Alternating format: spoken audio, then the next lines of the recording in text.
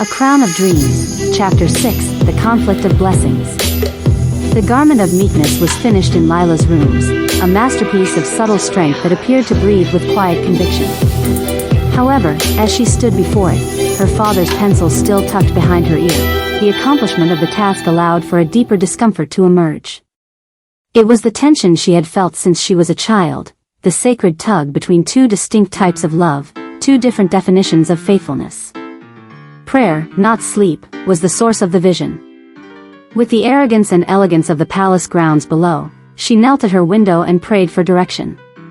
The smell of frankincense and lavender filled the air, and then all of a sudden she was sitting on the stairs of her childhood home, listening to the talk that would forever change the way she understood ambition, rather than at the palace. Her parents were standing at both ends of the room below, in the warm light of the kitchen. Dinah, her mother, was washing a vase fiercely, her back stiff. With his arms folded and his eyes patient but unblinking, her father, Frank, leaned against the doorframe of his workshop. "Frank, it's vanity. It's pure vanity," Dinah declared in a strained voice. "They'll spit her out after chewing her up. They will cause her to forget who she is. Don't love anything in the world or the world itself. This contest is all that the world praises."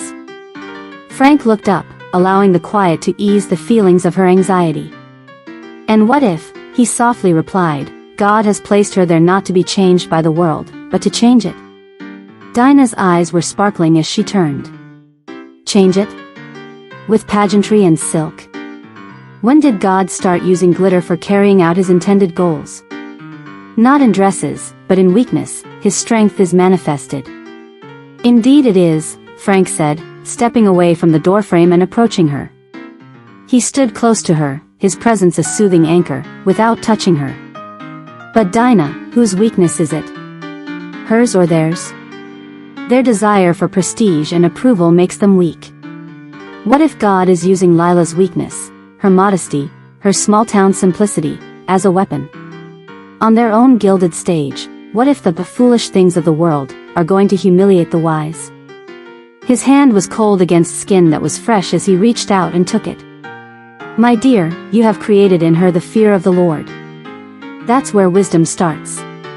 It is the strong, deep root. However, the purpose of a root is for maintaining a fruit-producing tree. She took instruction from you to feel comfortable in the Almighty's shelter. I think she's being called by God to provide proof that shelter can travel. That even in a den of lions, his faithfulness is her defense and protection." Dinah's shoulders collapsed.